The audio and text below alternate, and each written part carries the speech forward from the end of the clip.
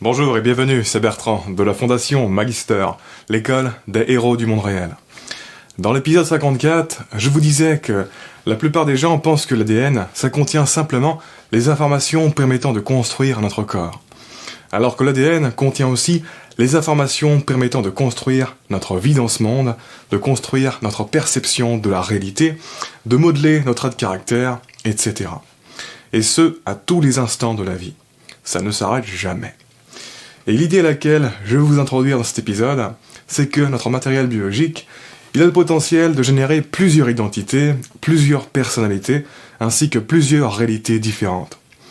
Contrairement à ce qu'on pourrait imaginer, on n'a pas une personnalité bien fixe et définie. On cherche à avoir une personnalité bien fixe et définie, mais fondamentalement, ce n'est pas le cas. On n'a pas de vrai moi. Par exemple, dans certaines circonstances, on peut avoir un moi optimiste, aventureux, qui a le goût du risque, etc. Alors que dans d'autres circonstances, on va avoir un moi pessimiste et conservateur.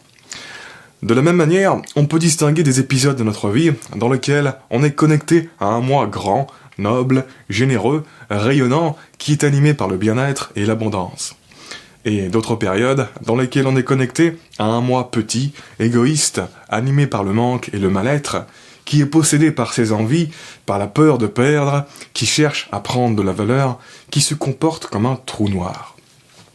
Certes, il y a un type de personnalité qui va dominer les autres parce qu'encore une fois, on cherche la cohérence et l'idéologie de nous-mêmes. Mais reste que l'organisme de chacun d'entre nous a le potentiel génétique d'incarner n'importe quel type de personnalité. De la même manière que le matériel biologique de chacun d'entre nous a le potentiel génétique de produire un corps plutôt sec, un corps plutôt gras, un corps plutôt musclé, etc., selon nos différentes habitudes de vie.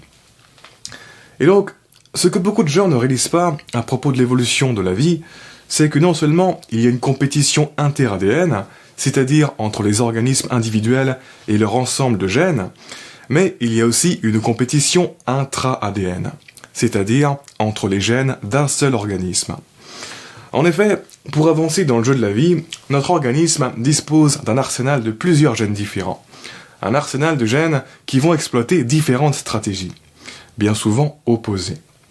Pour imaginer de manière simple et grossière, au sein du même organisme, on a des gènes qui ne pensent qu'au sexe, on a des gènes qui ne pensent qu'au travail, on a des gènes qui ne pensent qu'à des idéaux supérieurs, on a des gènes qui ne pensent qu'au confort, on a des gènes qui ne pensent qu'à l'aventure, on a des gènes qui ne pensent qu'à la préservation, des gènes qui ne pensent qu'à l'individualité, des gènes qui ne pensent qu'au groupe, des gènes qui ne pensent qu'à prendre, des gènes qui ne pensent qu'à créer, des gènes de conquérants, des gènes de victimes / losers, etc., etc., etc. Tout cela renvoie à différentes parties de nous relativement distinctes. Des parties qui fonctionnent plus ou moins bien ensemble. Et il y a une compétition entre tous ces gènes pour savoir lesquels sont au pouvoir. Lesquels sont actifs, lesquels sont inactifs, quelle partie de nous est en contrôle et domine notre conscience.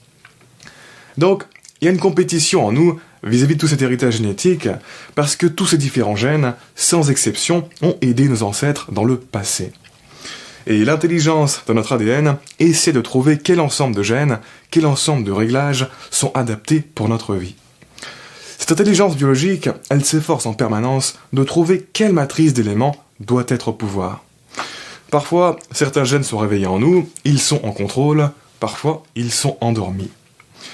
On a tous le potentiel d'être ce qu'il y a de meilleur dans l'être humain, et le potentiel d'être ce qu'il y a de pire.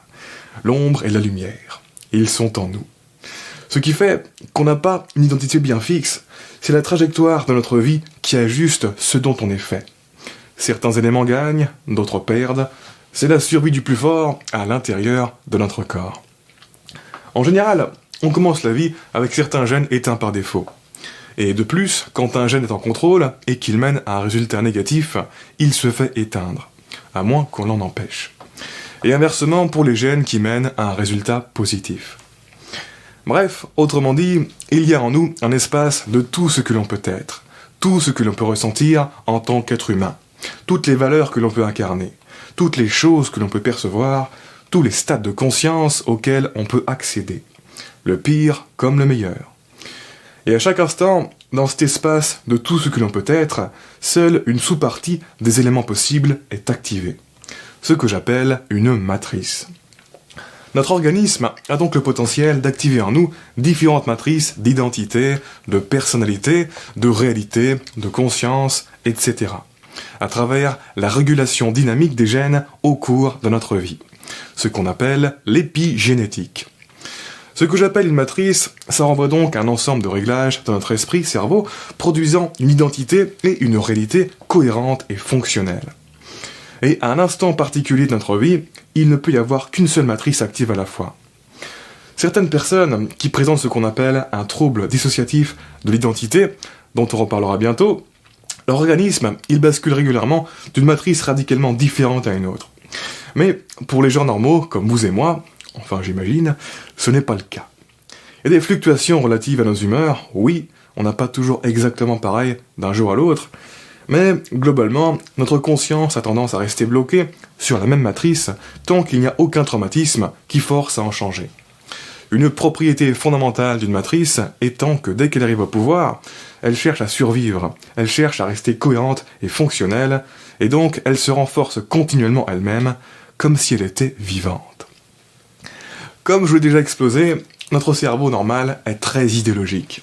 Il cherche à définir et fixer les choses d'une manière particulière. Il construit notamment une idéologie du monde et de nous-mêmes qui agit comme un centre de gravité duquel on a du mal à s'éloigner. Et donc, tout ça, ça renvoie à l'encapsulation de la conscience dont j'ai commencé à vous parler à partir de l'épisode 64. L'encapsulation de la conscience, en gros, c'est l'idée que notre esprit ne cherche pas l'expansion incontrôlée de sa conscience, il cherche la cohérence et la viabilité. Et cette encapsulation de la conscience, elle s'exprime en grande partie par une encapsulation du soi. À savoir qu'à partir du moment où notre vie a pris une certaine direction et se déroule de manière relativement correcte, eh bien, on a tendance à se contenter d'une idée assez fixe de ce qu'on est, et on ne va pas chercher à savoir tout ce qu'on pourrait être. On arrête d'y penser, ça ne rentre plus dans notre conscience. De telle sorte que l'on peut passer des années et des années sans que ce genre de pensée sur nous-mêmes nous vienne à l'esprit. Pour mieux comprendre cette idée de l'encapsulation du soi, vous pouvez penser à ce qu'est l'extrême opposé, à savoir un état dans lequel on ne se satisfait pas de ce qu'on est actuellement et on pense sans cesse à la personne différente que l'on pourrait être. Typiquement, plus on avance en âge, plus l'encapsulation du soi est forte. Bref, on en reparlera ultérieurement, mais pour en revenir aux matrices, quand notre conscience est encapsulée dans la réalité d'une matrice, c'est très difficile de se rendre compte qu'il peut y avoir d'autres matrices. La réalité de la matrice sur laquelle on est réglé semble être l'unique réalité. Encore une fois, ce sentiment permet de rendre la matrice cohérente et fonctionnelle. Quand j'emploie le terme matrice, c'est à la fois pour faire écho au film Matrix, dans lequel les êtres humains sont inconsciemment piégés dans une réalité virtuelle, mais aussi par rapport au sens plus basique du terme. La matrice sur laquelle notre cerveau est réglé est une matrice dans le sens où c'est un sous-ensemble de réglages activés parmi un ensemble de réglages possibles. Une matrice, c'est grosso modo un masque d'activation qui laisse exprimer certaines choses que l'on a en nous et qui bloque toutes les autres. Et l'idée laquelle je vous ai introduire avec cette vidéo, et dont on va beaucoup parler, c'est que votre ADN, il s'en bat les couilles que votre esprit soit réglé sur la meilleure matrice pour vous. Tout ce qui lui importe, c'est que la matrice sur laquelle votre esprit est réglé soit un véhicule relativement cohérent et fonctionnel, dans le sens où elle assure sa propre survie. Que vous soyez heureux avec cette matrice, que vous soyez la meilleure personne que vous pouvez être, ce n'est pas important pour votre ADN. Et en fait, il est très probable que votre matrice actuelle ne soit pas du tout idéale, alors qu'on a tous la capacité de générer une super matrice. Mais par défaut, notre cerveau génère une matrice plutôt merdique. Il n'allume pas ce qu'il y a de mieux en nous. Et étant donné l'encapsulation de la conscience et l'auto-renforcement idéologique de la matrice, on a tendance à y rester bloqué.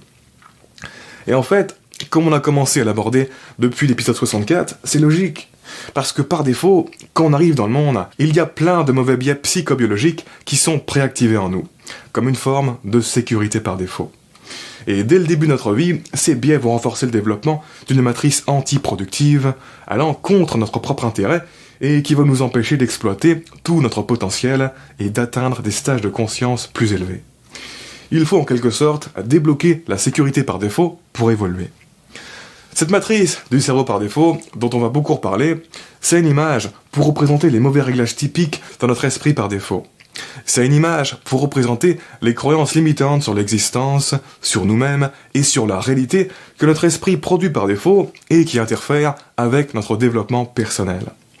Et sortir de cette matrice du cerveau par défaut, ça revient à prendre conscience de tous ces biais et s'en déconditionner, à travers une culture proactive.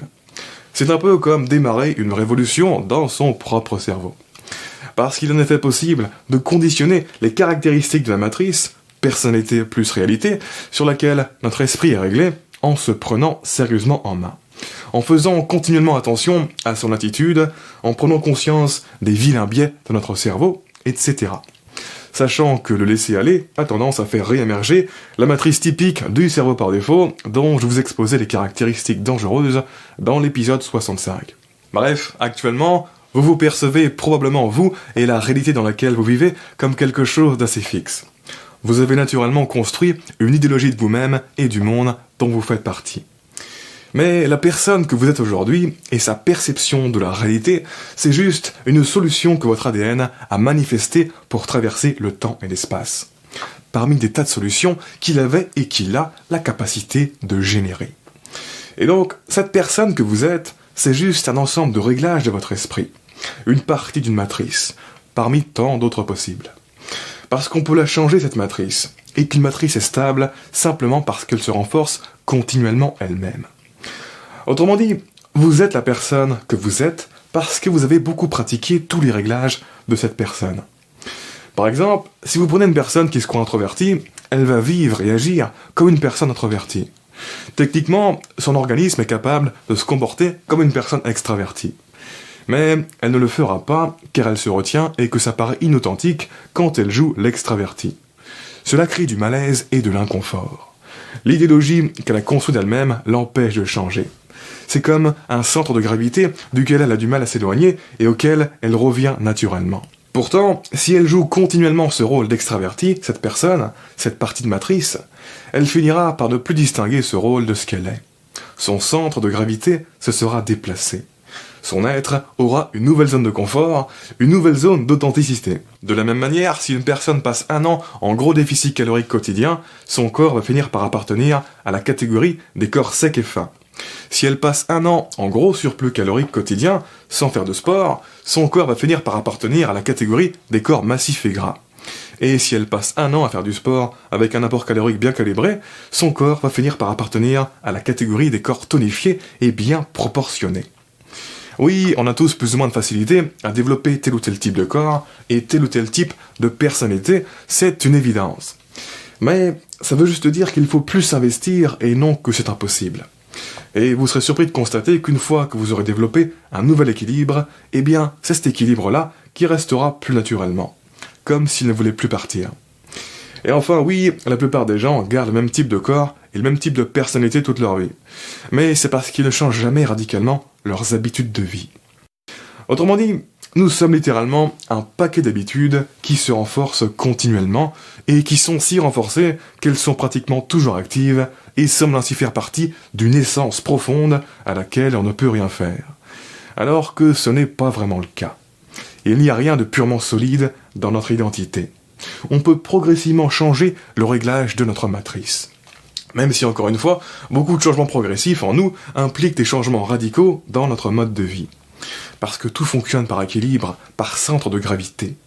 Et si vous ne faites rien pour que votre centre de gravité se déplace, eh bien c'est votre centre de gravité qui, lui, agira pour vous ramener à lui. Sur ce, on continue de parler de tout ça dans le prochain épisode. En attendant, je vous invite à vous abonner si ce n'est pas déjà fait, à laisser un pouce bleu si vous avez apprécié cet épisode, ça m'aide pour le référencement. Quoi qu'il en soit, je vous remercie de m'avoir écouté jusqu'au bout, et je vous dis à très bientôt pour la prochaine vidéo. Ciao.